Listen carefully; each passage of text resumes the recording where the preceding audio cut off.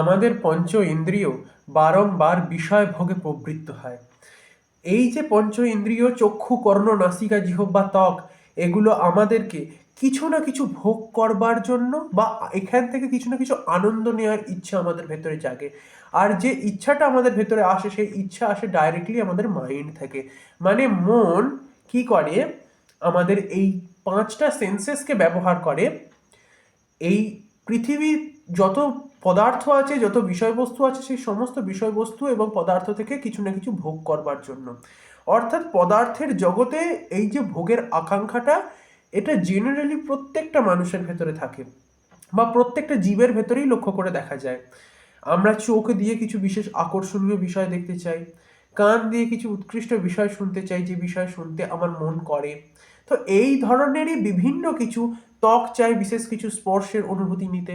তো এই যে এই মনের ধাঁচ, এই মন সর্বদা বিষয়ভোগী হয়ে থাকে। কিন্তু এই বিষয়ভোগী মনকে ইন্দ্রিয়ের বাইরে বার করে এই যে বুদ্ধির দ্বারা নিয়ন্ত্রণ করা, এটা কখনো সহজে সহজে সম্ভব হয়ে ওঠে না। কিন্তু বারংবার অভ্যাস এবং বৈরাগ্যের দ্বারা এই মনকে নিয়ন্ত্রণ করা সম্ভব।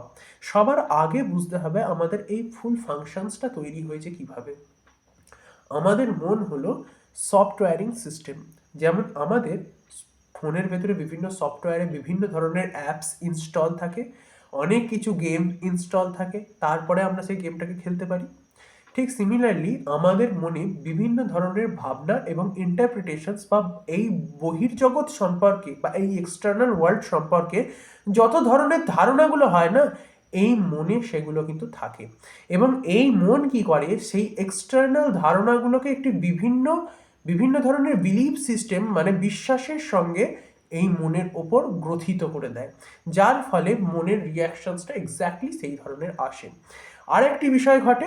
তো সেই বিষয়টি হলো, এই চক্ষু, কর্ণ, নাসিকা, জিহ্বা, ত্বকের দ্বারা আমরা যাই কিছু আমাদের ভেতরে পারসিভ করছি এই পুরো বিশ্ব জগৎ থেকে, সেই সমস্ত পারসিভ করা ইনফরমেশনসগুলোকে মিনিংফুল কনটেক্সটে আমাদের মন কিন্তু বিলিভ সিস্টেমে গ্রথিত করে, যার ফলেই আমাদের তৈরি হয় বিলিভ সিস্টেম, চিন্তাধারা, পারসেপশনস বা দৃষ্টিকোণ, বা আমাদের ভেতরে একটা নির্দিষ্ট দৃষ্টিভঙ্গি বা চিন্তাধারা তখনই কাজ করে। তো এই যে পুরো বিষয়টা, এই বহির্জগৎ সম্পর্কে মন এই রূপেই কাজ করে। কিন্তু প্রশ্ন হলো, মন বারবার বাইরে থেকে আনন্দ খুঁজতে চায় কেন? আর কেনই বা এত আনন্দ খোঁজবার ইচ্ছা? উদাহরণে বলছি, ধরুন আপনার একটা আইসক্রিম খেতে ভালো লাগে, স্ট্রবেরি ফ্লেভারের আইসক্রিম। তো আপনি প্রথমে একটা স্ট্রবেরি ফ্লেভারের প্রথম দিনে আইসক্রিম খেলেন, দেখবেন কিছুদিন বাদে আবার আপনার ওই স্ট্রবেরি ফ্লেভারের আইসক্রিমটা খেতেই বেশি ভালো লাগবে। তো এরকম ধীরে ধীরে ধীরে ধীরে একদিন এমন হয়ে যাবে, যখন মানে দিনে দুটো করে স্ট্রবেরি ফ্লেভারের আইসক্রিম খেয়েও আপনার মন পোষাবে না।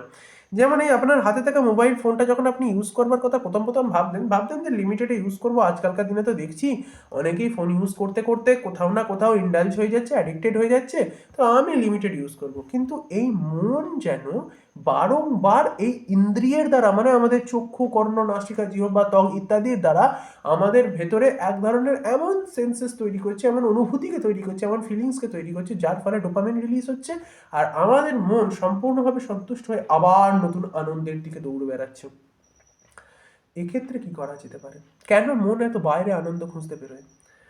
আসলে বাস্তব সত্য হচ্ছে এটা, যেখানে সাক্ষাৎ পরম ব্রহ্মময় পরমাত্মা আনন্দ স্বরূপ, মানে ঈশ্বর সাক্ষাৎ আনন্দ স্বরূপ, তো সেই আনন্দ স্বরূপ ব্রহ্ম পুরো বিশ্ব জগৎ ব্যাপী বিরাজমান, এবং জগৎ সংসার সেই আনন্দ হইতেই সৃষ্টি হয়েছে। তো জগৎ সংসারের যে কোনো বস্তুই হোক, যে কোনো জীবই হোক, আনন্দের অনুভব করতে চায়। এবার সেই অসীম আনন্দকে অনুভব করলেই একমাত্র কোনো জীব শান্ত হতে পারে। এই যে বিষয়টা, এই যে কনটেক্সটটা আমাদের অবচেতন মন জানে না। আর এই অবচেতন মন জানে না বলেই আমাদের চেতন মনে অবচেতন মন থেকে যে থট প্রসেসগুলো আসে, সেই অনুযায়ী আমরা রিয়্যাক্ট করি, সেই অনুযায়ী আমরা অ্যাকশনস নিই, যার ফলে আমরা নিজেদের নিয়ন্ত্রণ করতে পারি না, নিজেদের এইসব ইন্দ্রিয়গুলোকে। তো ইন্দ্রিয়গুলোকে নিয়ন্ত্রণ করতে পারি না বলে আমরা আমাদের মনকেও নিয়ন্ত্রণ করতে পারি না। মনকে নিয়ন্ত্রণ করবার আগে তো ইন্দ্রিয় ভোগ থেকে বিরত থাকবার দরকার আছে। আমার কাছে একটা বিষয়বস্তু আছে, যে বিষয়বস্তুটাকে ভোগ করলে আমি জানি মন আরো ওইদিকে ধাবিত হতে পারে, কিন্তু তার সত্ত্বেও করে যাচ্ছি। তার পেছনে সব থেকে বড় কারণ হচ্ছে আমাদের নিজেদের ইন্দ্রিয়ের প্রতি কোনো নিয়ন্ত্রণ নেই, বা ইন্দ্রিয়ের প্রতি করা বৈরাগ্য নেই। এই অসীম আনন্দের অনুভব যে আমাদের জীবাত্মা আছে, সেই জীবাত্মা সহজে করে উঠতে পারছে না, কারণ জীবাত্মা নিজের পরিচিতি ভুলে গেছে। সে ভুলে গেছে যে সে সেই পরমাত্মারই অংশ ছিল। সে সেই অনুভবকে ভুলে গিয়ে সে বহির্জগৎ থেকে আনন্দ নিতে চায়। আর সেই সময় আমাদের মনে এই বিশ্বাস থাকে যে বাইরের কোনো বিষয়, বস্তু, পজিশনস বা কোনো স্থান হয়তো আমাদেরকে একটি বিশেষ আনন্দ দিতে পারে। আর সেই জন্যই আমরা বিষয় ভোগের জন্য এত বাইরে যাই, বাইরে আনন্দ খুঁজতে বেরোই, বাইরে মজা খুঁজতে চাই। আর তার পরিবর্তে যেটা হয় সেটা হচ্ছে আমাদেরই নিজেদের ভেতরে তেজ ক্ষয়, এবং আমাদেরই ভেতরে অবস্থিত বিভিন্ন ইন্দ্রিয়ের শক্তি নষ্ট হয়, মানসিক শক্তি নষ্ট হয়। আর এর ফলে যেটা হয় কি, আমরা যোগ মার্গে কখনো যেতেই পারি না। তো সবার আগে যেটা প্রয়োজন সেটা হচ্ছে এটা জানা যে আমরা আনন্দ স্বরূপ, এবং বহির্জগতে যে কোনো আনন্দই আমরা নিয়ে নিই না কেন, আমাদের মন তুষ্ট হওয়ার মতো নয়। আমাদের মন কোনোদিনই তুষ্ট হওয়ার মতো নয়। মানে জগৎ সংসারের আনন্দকে গ্রহণ করবার মেন্টালিটি থাকলে এবং সেই আনন্দকে পার্মানেন্টভাবে টিকিয়ে রাখতে পারবো এই রকম বিচারধারা থাকলে আপনি ভুল। আপনি আইএএস অফিসার হয়ে যান, আপনি আইপিএস অফিসার হয়ে যান, আপনি সিএ হয়ে যান, আপনি বড় কোনো পদে প্রতিষ্ঠিত হয়ে যান, আপনার গাড়ি বাড়ি থাকুক, টাকা পয়সা থাকুক, ব্যাংক ব্যালেন্স থাকুক, অনেকগুলো নারী থাকুক আপনার আশপাশে, যাই হয়ে থাকুক না কেন, যত বিলাসবহুলতাই আপনি চান না কেন, সব কিছুর শেষে দেখতে পাবেন যে আনন্দ প্রথম দিকে যেন খুব বেশি, মিডিলে যেন একটু কমে এলো, তারপরে যেন ওই আনন্দটা আর থাকেই না। প্রথমবার যখন আমরা হাতে থাকা মোবাইল ফোনটা যখন পেয়েছিলাম, তখন আনন্দের শেষ ছিল না যে হাতে মোবাইল ফোন পেয়েছি। পরবর্তীকালে যখন সেই মোবাইল ফোনটা পুরনো হতে থাকলো, তখন মনে হলো এ তো এমনিই থাকে। তো আনন্দ যেন ধীরে ধীরে কমতে থাকলো। তো আমরা টেম্পোরারি প্লেজারের দিকে দৌড়চ্ছি, যেখানে দৌড়নো পুরো বেকার।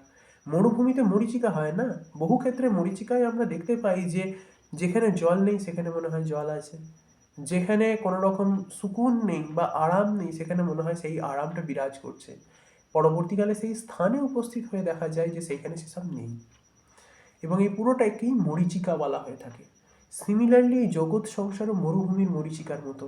এখানে প্রত্যেক ক্ষেত্রে মনে হচ্ছে খুব আনন্দ আছে, খুব মজা আছে, খুব মজা হবে আমাদের, একটুখানি ভোগ করে নিই প্রচণ্ড মজা হবে।